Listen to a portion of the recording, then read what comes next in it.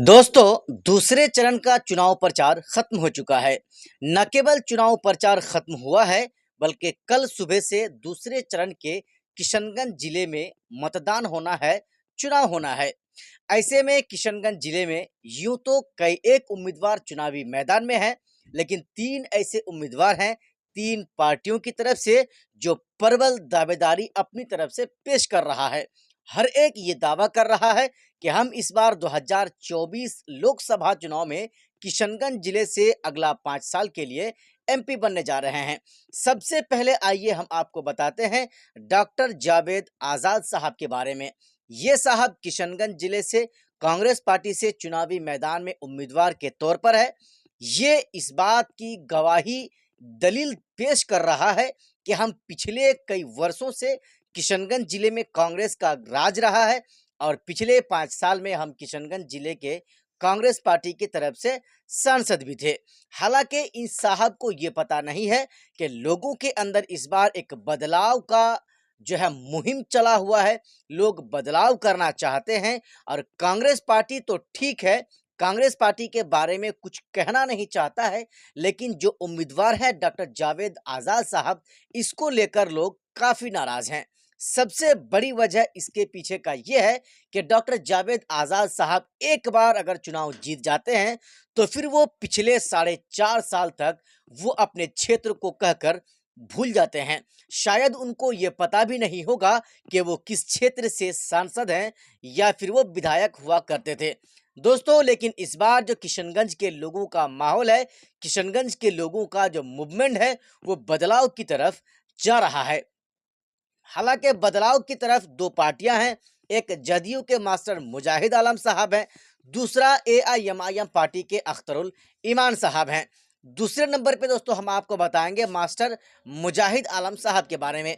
Master मुजाहिद आलम साहब कहने को तो जदयू के प्रत्याशी हैं, लेकिन एनडीए गठबंधन के सहयोगी दल यानी बीजेपी गठबंधन में होने की वजह से लोग उसको भी नकार रहे हैं। 100% में 80% ऐसे लोग हैं, मुसलमान वोटर्स की अगर हम बात करें, जो इस बात को स्वीकार कर रहा है कि वो जदयू के उम्मीदवार इस बार तो नहीं हैं।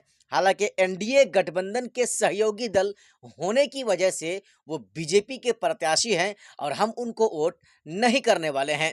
तीसरे नंबर पर दोस्तों अख्तरुल ईमान साहब के बारे में हम आपको बता रहे हैं। अख्तरुल ईमान साहब 2014 में चुनावी मैदान में थे और चुनावी मैदान में ही चुनाव से पहले ही वो मैदान छोड़कर हट चुके थे। 2019 की अगर हम बात करें, तो 2019 में वो चुनावी मैदान में थे और चुनावी मैदान में 2,95,000 वोट भी वो लाए थे। हालांकि पहले और दूसरे स्थान पर नहीं, वो तीसरे स्थान पर रहे थे। जबकि 2024 यानी कल के चुनाव की अगर हम बात करें, तो अख्तरुल ईमान साहब दोनों उम्मीदवारों से यानी मास्टर मुजाहिद आलम और डॉक्टर जावेद आज़ाद साहब से कोसों दूर आगे नजर आ रहे हैं। वो इसलिए कि लोग डॉक्टर जावेद आज़ाद साहब से खफा हैं। मास्टर मुजाहिद आलम साहब को एनडीए गठबंधन के उम्मीदवार होने की तरफ से बीजेपी उम्मीदवार मान रहे हैं और उसको भी नकार रहे हैं। ऐसे में अख्तरुल ईमान साहब के लिए यह एक सुनहरा मौका है। लोग इस बार अख्तरुल ईमान साहब को लेकर सोच भी रहे हैं और जिस तरह से 21, 22, 23, 24 इन 4 दिनों ने असदुद्दीन ओवैसी साहब जिस तरह से किशनगंज के अलग अलग जगह में, चाहे वो डगरवा हो, चाहे वो दिगल बैंक हो, चाहे कोचाधामन हो, चाहे वो घस्सी कूड़ा हो, इन तमाम जगहों में जो है उनका सभा हुआ और उन सभा ने एक तरह से रुझान को इलेक्शन का, चुनाव का बदल कर रख दिया है। बाकी आप हमारे इस वीडियो को अगर सुन रहे हैं, बनकर बनकर बनकर भोसड़ी वाला रे, बाकी आप अगर हमारे इस वीडियो को देख रहे हैं और सुन रहे हैं, तो आप भी अपनी राय हमारे इस वीडियो के नीचे कमेंट बॉक्स में ज़रूर दें कि आप अगला सांसद किशनगंज जिले का किसको बनाना चाह रहे हैं, किसको चुनना चाह रहे हैं। दोस्तों, इस वीडियो में मैं किसी की तरफदारी नहीं करता, लेकिन जो हकीकत है वो मैं आपको बताने जा रहा हूँ।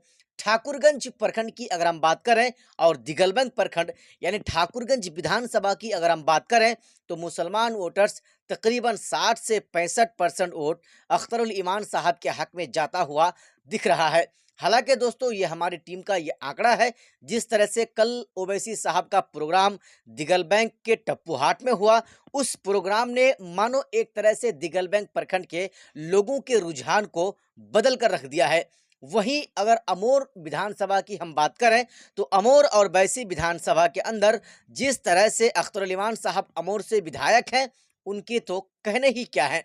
बहादुरगंज विधानसभा की अगर हम बात करें तो वहां पर भी तकरीबन 55 से 60% मुसलमान वोटर्स आबादी वो अख्तरुल ईमान साहब के पक्ष में दिख रहा है।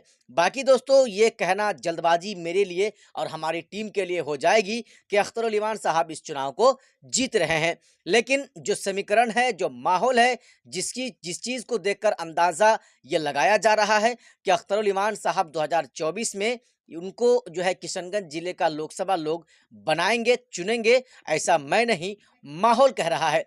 बाकी बहुत जल्द मिलेंगे कल एक नई अपडेट लेकर। जैसे ही चुनाव शुरू होगा, मतदान शुरू होगा, तब तक के लिए जय हिंद।